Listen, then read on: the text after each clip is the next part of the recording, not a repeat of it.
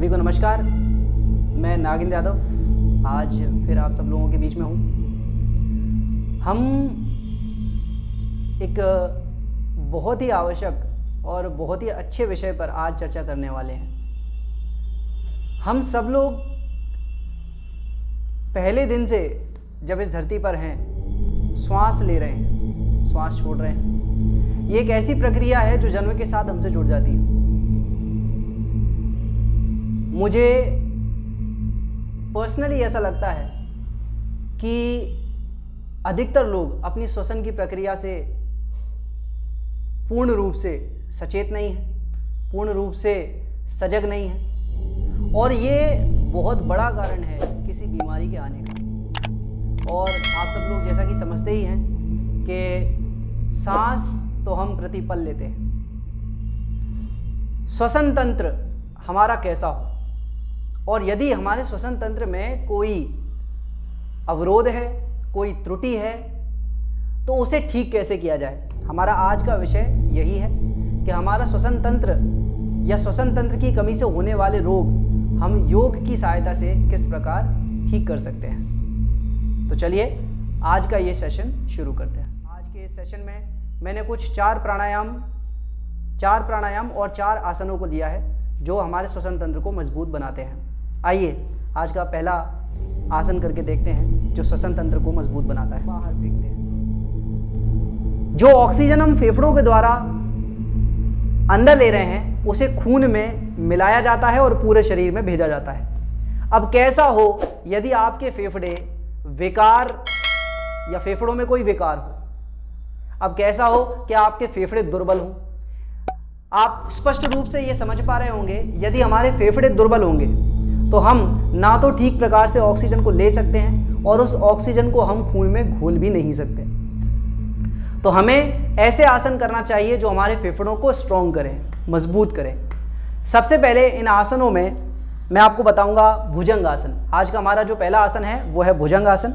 और भुजंग आसन की स्थिति मैं आपको दोनों स्थितियों में बताऊंगा। एक बार सामने से बताता हूँ, एक बार मैं आपको साइड से बताऊंगा। जब हम सामने से भुजंग आसन को करते हैं तो आप सिंपली अपने कंधों के पास हाथ रखते हुए इस प्रकार लेट जाएंगे। प्रयास करें कि आप जो भी आसन करते हैं उसमें आपकी आंखें बंद रहें। आंखें बंद रखते हुए शरीर के प्रति सजग रहें। और कंधे के बगल में आप देख पा रहे होंगे, कंधे के बगल में मेरी हथेलियां रखी हुई हैं और दोनों पैर जोड़ लिए जाएंगे, अंगूठे से अंगूठा, एड़ी से एड़ी। और इस प्रकार आप इस स्थिति में ज़मीन पर लेटें, ठुड्डी ज़मीन से लगा लें और अब अपने शरीर को ऊपर की ओर उठाएं इस प्रकार। प्रयास करें कि आपकी जो आंखें हैं वो छत के समानांतर हो। पूरा ध्यान कमर पर, आपकी सजगता कमर पर। वापस आप इस अभ्यास को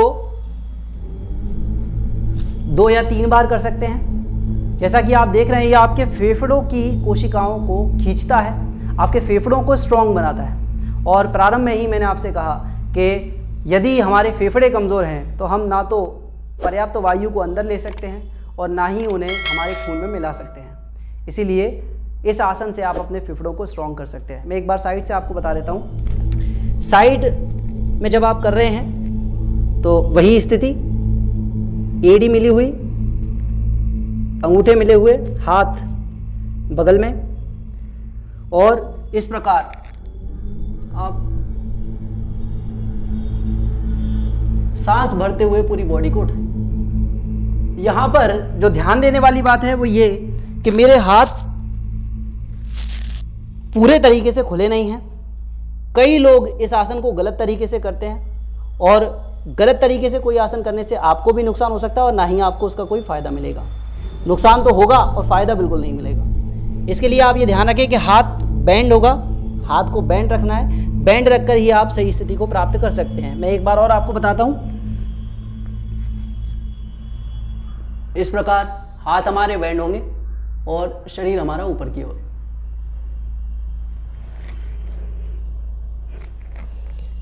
जो लोग स्वस्थ हैं, बच्चे हैं, वो इस आसन को 5 बार और 5वीं बार जो है सांस लेना उसी स्थिति में करें, लेना छोड़ना उसी स्थिति में करें जिस स्थिति में वो शरीर को तान रहे हैं। अब जैसा कि हमने देखा कि हमारे श्वसन तंत्र में फेफड़े महत्वपूर्ण है, अहम है।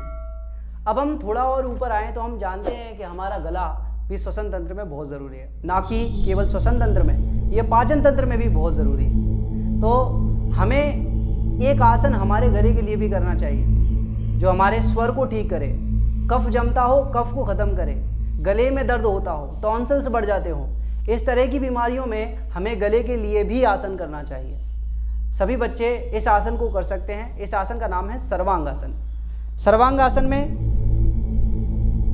इस प्रकार से हम ज़मीन पर लेट जाएंगे, शरीर की स्थिति को आप ध्यान में रखें। कोई भी आसन आप करें सजगता के साथ करें, और हम एक महत्वपूर्ण अपने श्वसन तंत्र के लिए ये आसन कर रहे हैं, तो हमें प्रत्येक श्वास के प्रति सजग रहना है। अब इस आसन में हम अपने पैरों को उठाएंगे और इस प्रकार अपने शरीर को सीधा एक सीध में खड़ा रखेंगे। कुछ लोग इसे और कर सकते हैं तो और इस प्रकार कर सकते हैं। आंखें बंद कर लें। अब आपको यह अनुभव करना है कि आप प्रत्येक श्वास जो ले रहे हैं वो आपके गले से रगड़ती हुई शरीर में जा रही है।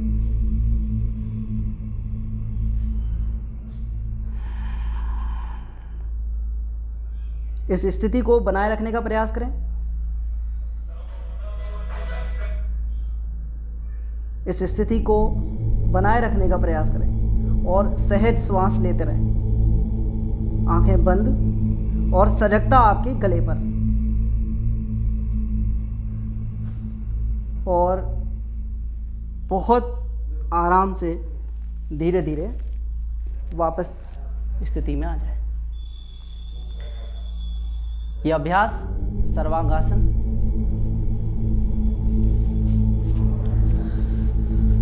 जो लोग इस आसन को कर रहे हैं वो प्रारंभ में कुछ समय के लिए करें और धीरे धीरे समय को बढ़ा सकते हैं। 5 मिनट से लेकर 10 मिनट तक सभी लोग इस आसन को कर सकते हैं। यह आपके गले की कोशिकाओं को ठीक करता है, मजबूत बनाता है, आपके श्वसन तंत्र को स्ट्रॉन्ग। चलिए अब हम हमारे तीसरे आसन को देखने वाले हैं। हमारा तीसरा आसन जो है वह है चक्रासन। चक्रासन में आप इस प्रकार से लेट जाएं और धीरे से पैरों को इस प्रकार से फोल्ड कर लें। जितना पास हो सके उतना पास करें। जितना पास आप रख सकें पैरों को आप उतना पास रखें। हथेलियों को कान के पास इस प्रकार। और जब आपको लगे कि आप ठीक प्रकार से सजग हैं और बहुत आराम से करना है, इसमें ध्यान रखना है, जल्दबाजी किसी भी आसन में हमें नहीं करनी चाहिए। जब आपको लगे कि आप सहज रूप से तैयार हैं, तब आप अपने शरीर को इस प्रकार उठा सकते हैं।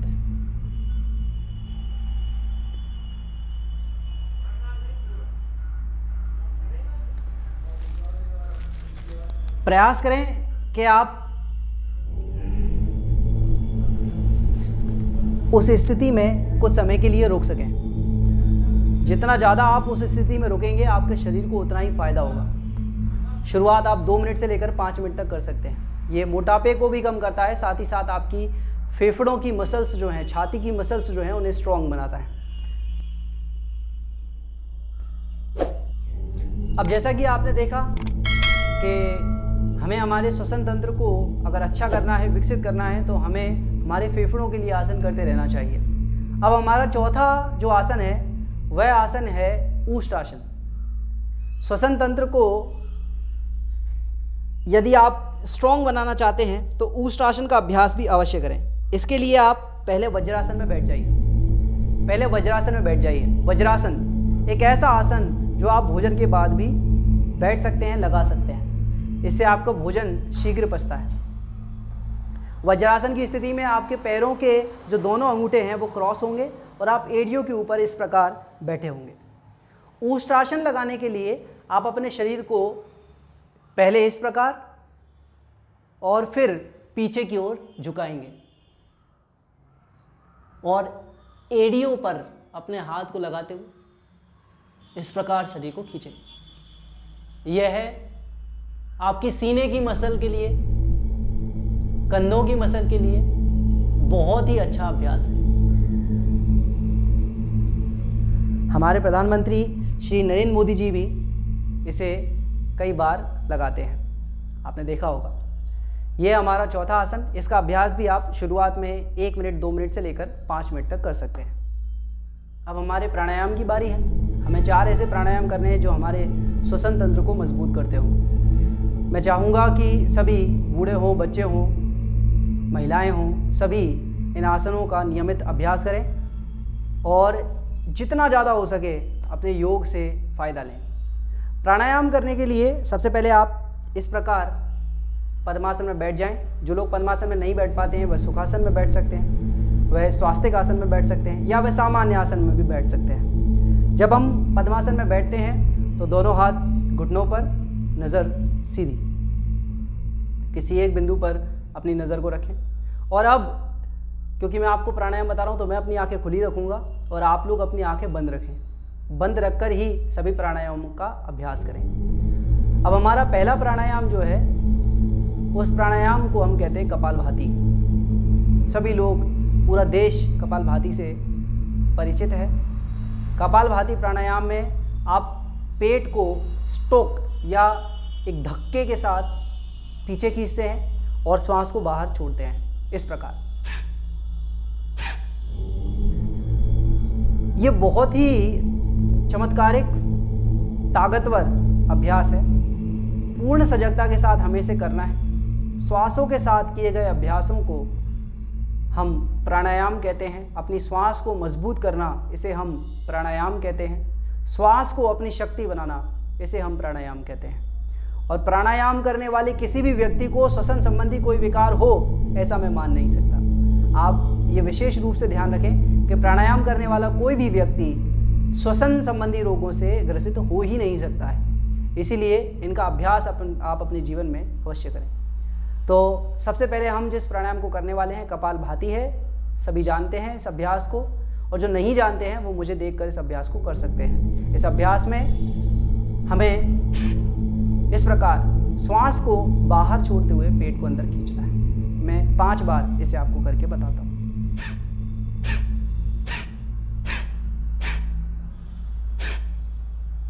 इस अभ्यास को आप अपनी क्षमता अनुसार कर सकते हैं।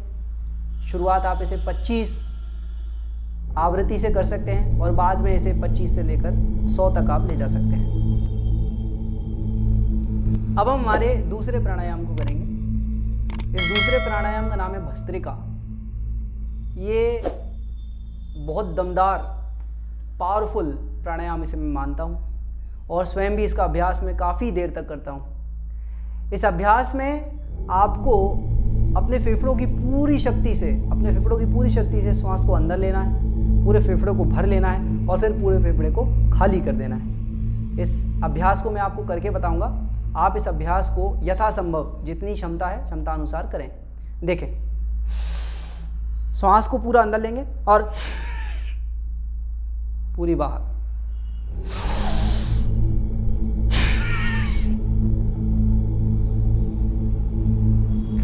जैसा कि मैंने आपको बताया कि हमारे श्वसन तंत्र में जो शुरुआत है वो नासिका छिद्रों से होती है और फेफड़ों तक ये होती है। और ये अभ्यास हमारे पूरे श्वसन तंत्र की कसरत है।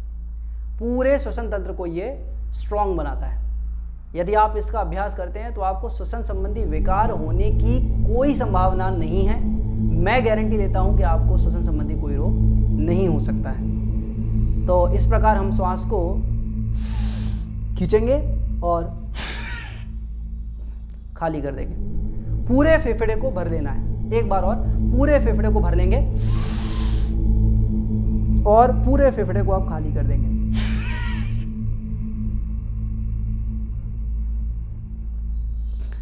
कुछ लोग इसे चाहें तो जल्दी जल्दी भी कर सकते हैं।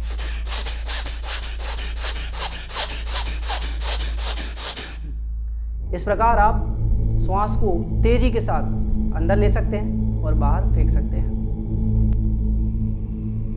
हमारा तीसरा प्राणायाम जो है वो है अनुलोम विलोम।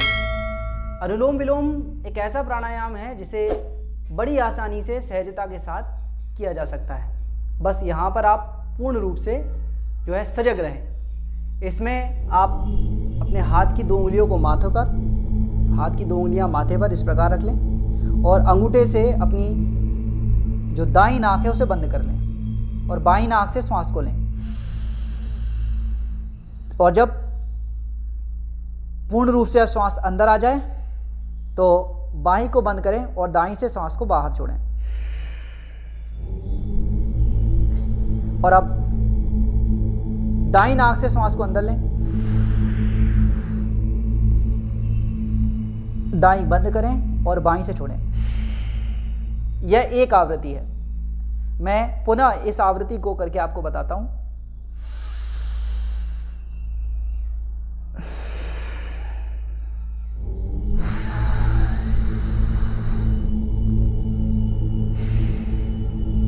प्रयास ये रहे कि 5 सेकंड में आप श्वास को अंदर लें और 5 सेकंड आप श्वास को बाहर छोड़ें। इसे पूरी सजगता के साथ हमें करना है और 10 मिनट से शुरू करके हम इसे आधे घंटे तक कर सकते हैं। कैंसर के रोगों में तक इससे फ़ायदा देखा गया है। वही 2 उंगलियां माथे पर, सीधी नाक बंद, बाईं नाक से श्वास लें, रोकें, दाईं नाक से छोड़ें, दाईं नाक से श्वास लें, रोकें, बाईं नाक से छोड़ें। यह एक आवृत्ति है और इसकी आप 25 आवृत्तियों से शुरू करके 50 और 100 आवृत्तियों तक इस अभ्यास को कर सकते हैं। चलिए अब हम हमारे अंतिम प्राणायाम की ओर हैं। अंतिम प्राणायाम उज्जाई प्राणायाम। यह प्राणायाम भी श्वसन तंत्र के लिए महत्वपूर्ण है। यह बहुत ही आवश्यक है कि आप इसे पूरी निष्ठा, सजगता और पूरे मन से इसे करें, श्वास के साथ करें। इस प्राणायाम में आप आंखों को बंद और अपने चेहरे को थोड़ा सा ऊंचा रखेंगे और श्वास को गले पर, आप इस प्रकार सोचें कि आपके गले का जो छिद्र है वो छिद्र सकरा हो गया है और उसमें आपको रगड़ती हुई श्वास को अंदर लेना है और रगड़ती हुई श्वास को ही बाहर छोड़ना है। इस प्रकार